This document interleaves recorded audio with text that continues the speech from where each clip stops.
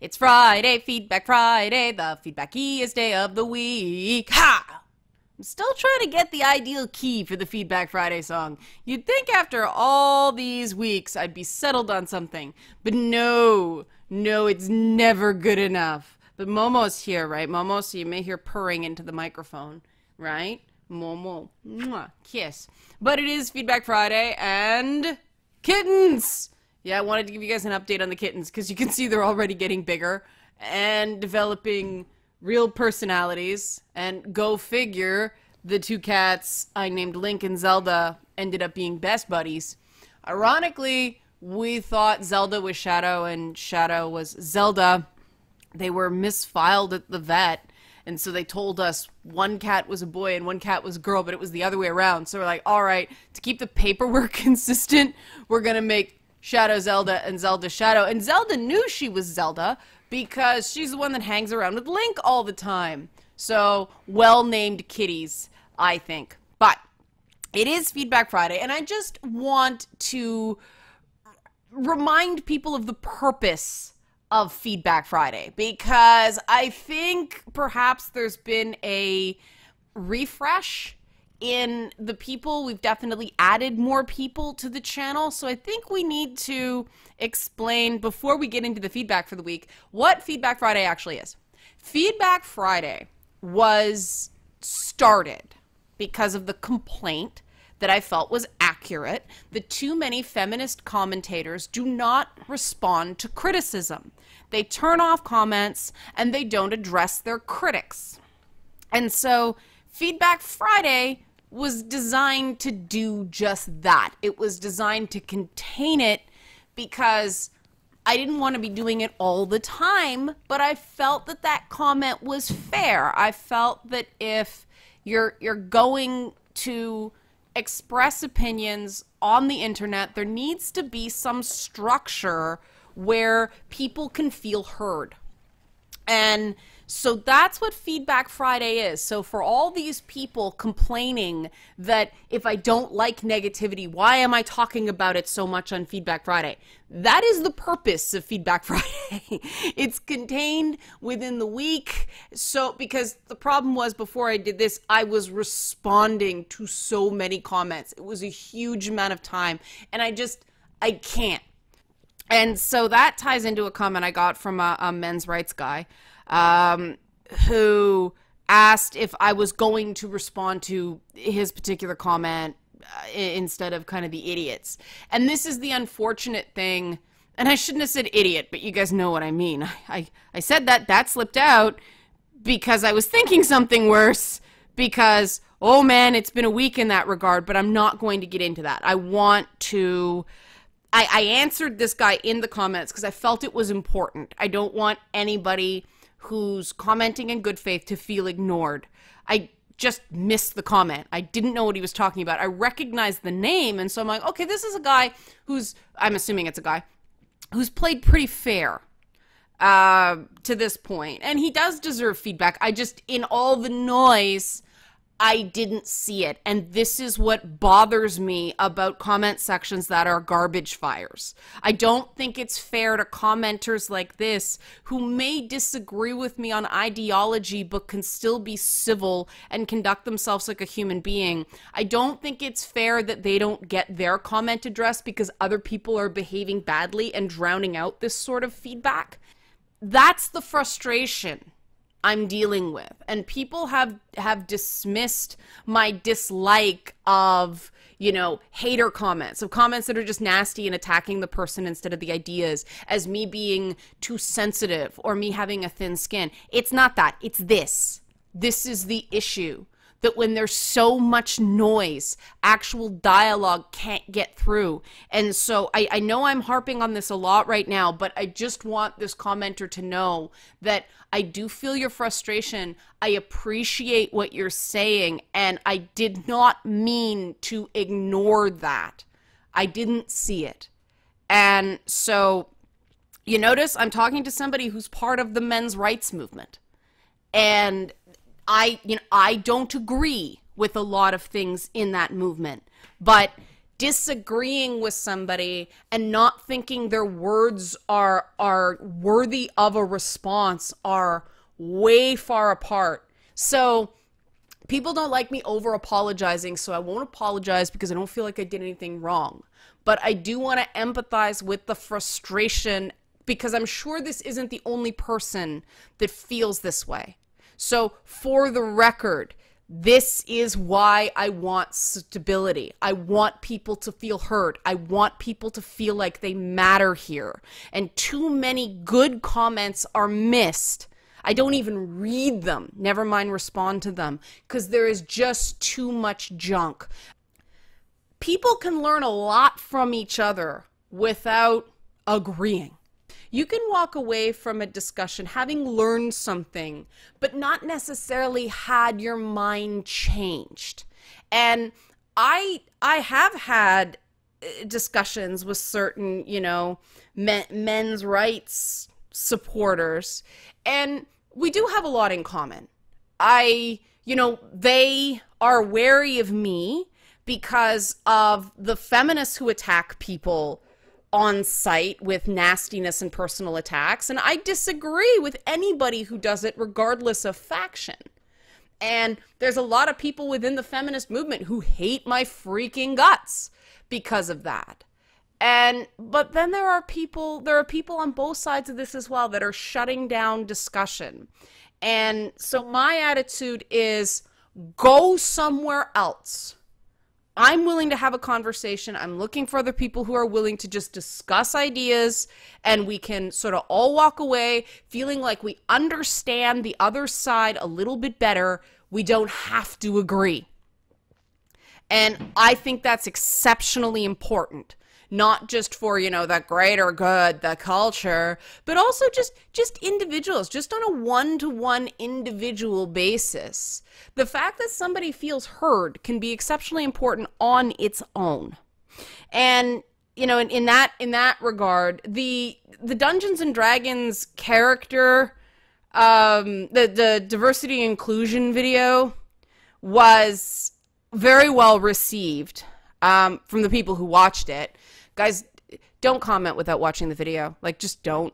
There are other absolutely beautiful comments, and one came from this D&D video, and I want to share it, and I'm not going to say the person's name because it was in some ways very vulnerable, and that's what I found touching, that they were willing to share this element of themselves, because it was in response to someone saying, why is anyone taking damage? It's just words on the internet. And what this person said is, hey there, just wanted to weigh in here as someone who was physically harmed with words. Having suffered extreme non-physical bullying for a long number of years in school is, according to my doctors, one of the main contributing factors to the autoimmune issues I suffer from now. Long periods of stress can cause your immune system to become overactive and start attacking things that it shouldn't. I know more than one person with a damaged thyroid from the social stresses they suffered, so words can in fact cause physical damage in the long term. Personally, I've been bedridden for about 4 years now from the issues I have. Now, I was predisposed towards autoimmune issues genetically and would still have issues had I not been bullied, but it's likely that the stress it caused and still causes from the depression and anxiety is a key part of why it has become so incredibly crippling. Also, I gotta say, sticks and stones just does not work for a large amount of people, especially when you're forced to interact with your bullies with no way out, such as in school or work. One last thing, just as a nod to the season, I'm a Gentile, but I've always found Jewish philosophy one of the most rich of the Western philosophic traditions, and it has, in my opinion, some of the best works ever written on the power of speech to do harm. And they listed a link that, when I saw it, I kind of had an moment about, why is this ginger different from all other gingers? Yes, I had forgotten how much the Jewish approach to the power and harm of speech has influenced my opinions on so many things. And I am so grateful to this commenter for reminding me of this.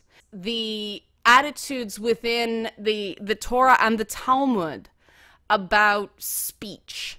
And the Talmud says that the tongue is an instrument so dangerous that it must be kept hidden from view behind two protective walls. That's the mouth and the teeth, to prevent its misuse. Of the 43 sins enumerated in the confession recited on Yom Kippur, 11 are sins committed through speech. And there's Yom Kippur distinguishes, Yom Kippur is the end of the days of awe, that thing where the book gets closed and all it ends up on your permanent record if you haven't made it good. And gossip is an interesting one because according to Jewish tradition, gossip is actually unforgivable. You can't actually fix it. And the parable they give is a man went about the community telling malicious lies about the rabbi. Later, he realized the wrong he had done and began to feel remorse. He went to the rabbi and begged his forgiveness, saying he would do anything he could to make amends. The rabbi told the man, "Take a feather pillow, cut it open, and scatter the feathers to the winds." The man thought this was a strange request, but it was a simple enough task, and he did it gladly. When he returned to tell the rabbi that he had done it, the rabbi said, "Now go and gather the feathers, because you can no more make amends for the damage your words have done than you can recollect the feathers." And that's why gossip is seen as unforgivable. If you hurt someone through gossip, if you spread rumors about that person, you can't completely fix it. Even, I mean, we've seen it, haven't we, with this election, that no matter how often people say, no, Barack Obama has produced his birth certificate, he was born in America, you still see people on the news, no, he hasn't shown it, or no, he's not American, he's from Kenya. And that attitude would never have been in those people's heads had the whole birther conspiracy not been spread in the first place. It's very interesting because one of the things that I have really taken to heart, I didn't realize how much this mattered to me until somebody with a different opinion got the drop on me. I got baited this week. I thought something was a private conversation. That was not, and got baited this week. Lesson learned. I feel stupid. But within Jewish thought, a conversation is a private conversation unless you say otherwise. So obviously, if you put something on Twitter, it's not private. You know that. That's saying otherwise. But if you're having a conversation with someone, and this is very important when it comes to advocacy or support work. I mean, one of the things they teach you in terms of suicide crisis is, do you tell the person, I will not keep this secret. If you are considering harm to yourself, I will not keep that secret for you. I will tell someone. This is what we're trained to do. Don't argue me. This is the training. I didn't make it up. Because the reason for this is that it gets around this assertion some people have that, oh, they're just talking, they're not really going to do it. And this goes into the exceptions to the don't gossip rule. And it's more complicated than this. It's very, Jewish laws are very strict, and they tend to go into the weeds a lot, and they tend to expect more from people than most people are going to do, because the idea is this is a goal you're trying to hit. Think of this as like the 1,000 gamer score you get from that game. Now, you have to work really hard to get that 1,000 gamer score, and most people don't do it. But that knowing that number is there means you might, get 4 achievements instead of 1, or you're going to try the multiplayer stuff to get those achievements when you otherwise wouldn't try it. It's encouraging you to do more. And that's what I like about it. But the exceptions, court of law, obviously. The other thing, and this is where the suicide prevention comes in, is to protect a person from immediate serious harm. So you hear someone plotting to kill somebody, you say something. You hear someone's about to have their personal information released online, you friggin' say something. Another thing is revealing information if someone is entering into a relationship that they would not enter if they knew certain information. So prospective business partners, prospective spouses, things like this. This gets really complicated, but basically you speak out to do good, not just to tell the truth, but to do good. And I'm sure people are freaking out right now. Rules, rules, rules. I'm going to break these rules. Oh my God. I find this with people in gaming, that the minute you lay down a rule, people try to destroy that rule because they're afraid of breaking it. And that's the whole thing about Judaism is there are 613 commandments. No one can do them all. And the whole idea of that is to remind you that nobody can get a perfect score. Everybody has to humble because no one can do it all. These are guidelines. So don't make it sound like I'm going to kick you out of the club for breaking a rule. This is not about that. This is the dialogue you have with yourself about right and wrong. And so some of the examples they give is, you may not call a person by a derogatory nickname or any other embarrassing name, even if he is used to it. Wonder where I get my issues with trash talk from? It's religious, guys. I'd even forgotten about this. I just knew it felt wrong, but I'd forgotten this. And this is the nice thing about going back and looking at this stuff. You may not ask an uneducated person for an opinion on a scholarly matter that would draw attention to his lack of knowledge or education. And this is sort of the outrage warrior, the social justice warrior tactic that is responded to so badly in gaming. These, terminologies are thrown at people that they don't understand, to look down on them.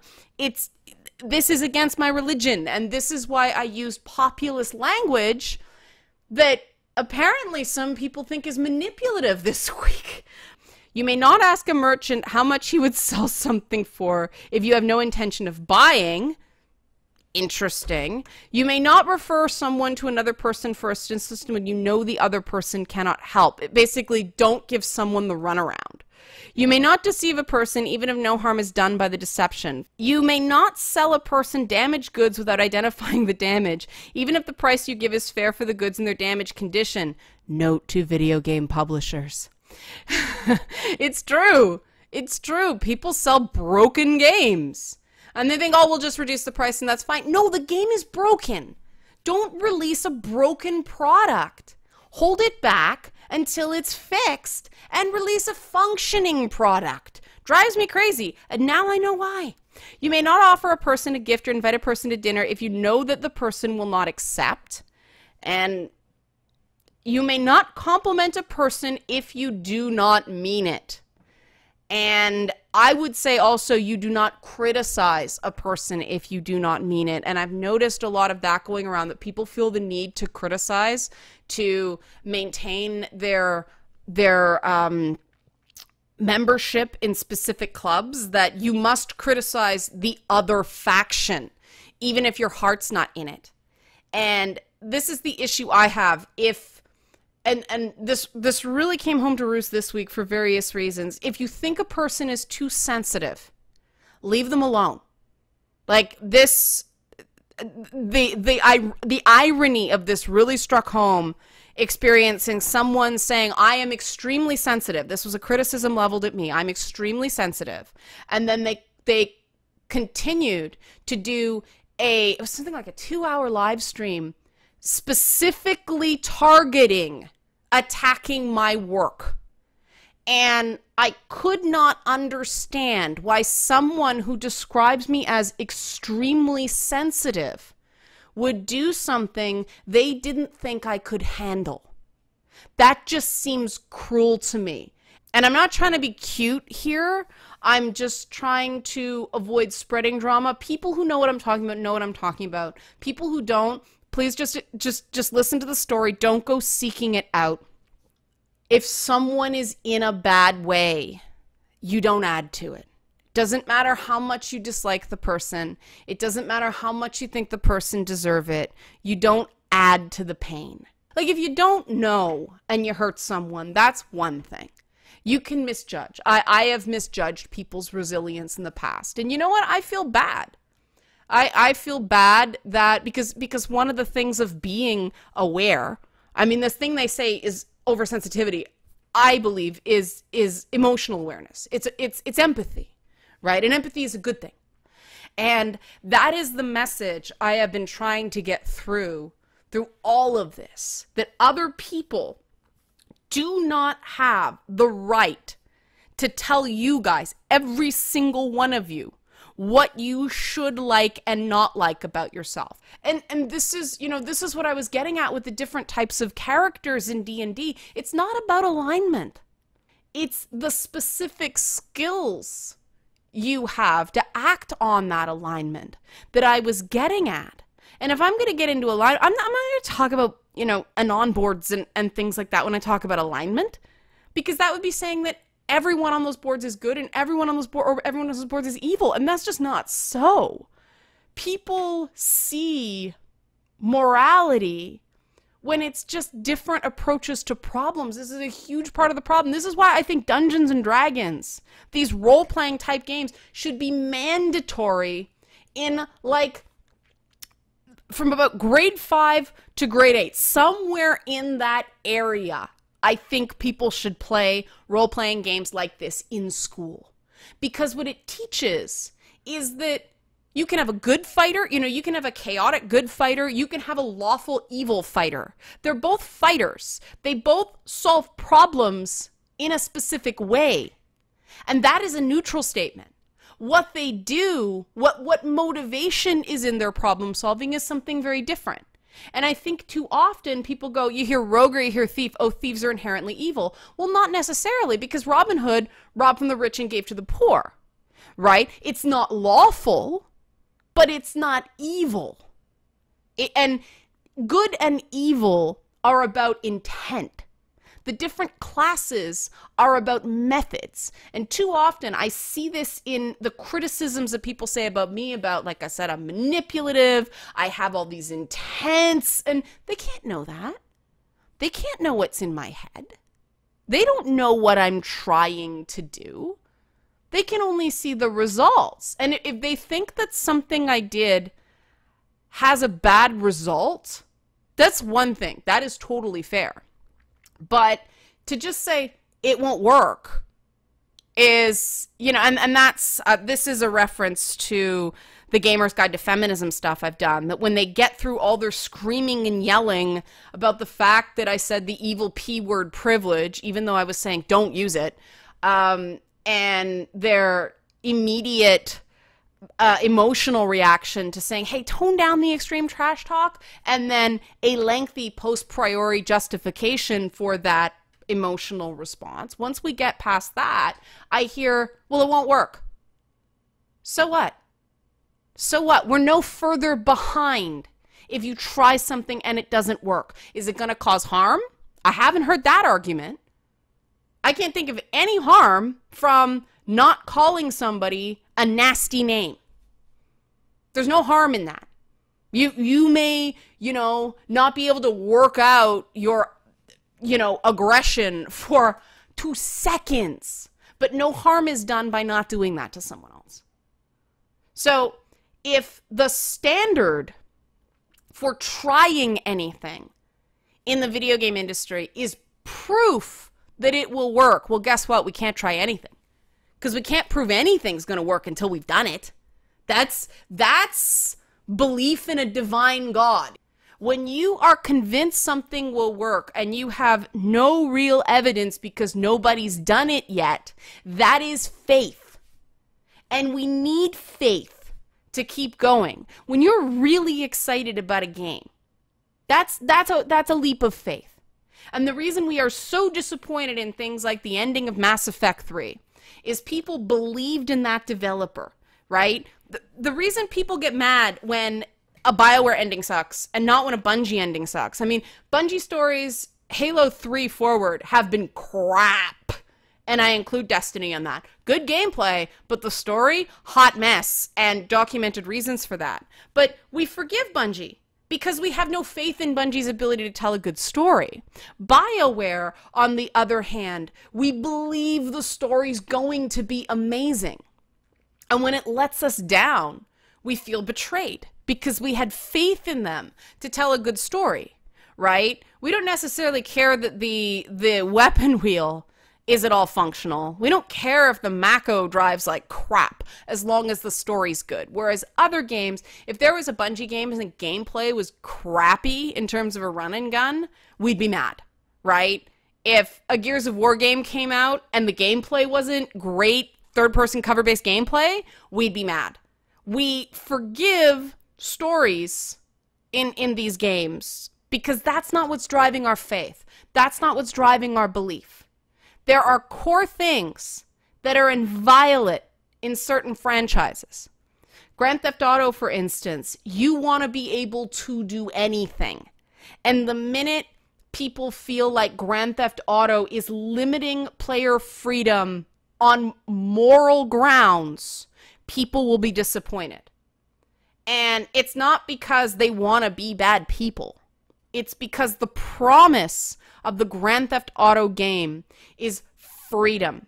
Freedom to choose to do good or freedom to choose to do evil, right? But it is that freedom that is the promise.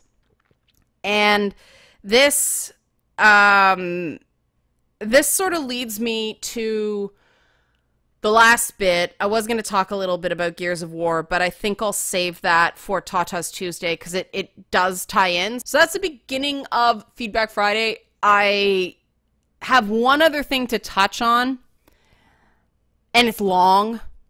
So I'm going to separate it and put it up as a different video because it's specifically about some accusations I received about having a secret support for Hillary Clinton. And it ended up being a much more complicated thing to unpack than I expected. So I'm making this a separate video because if you care, great. If you don't, you don't have to watch it. This is enough Feedback Friday for this, but I did want to address it. There's just no way to make it short. It is too complicated to do that because it's a collection of things that's kind of came together and created this perception I see people have that isn't what I'd call an unfair perception. It's just not accurate. So check that out if you want. Otherwise, have a great weekend. We'll be back on Mountain Monday.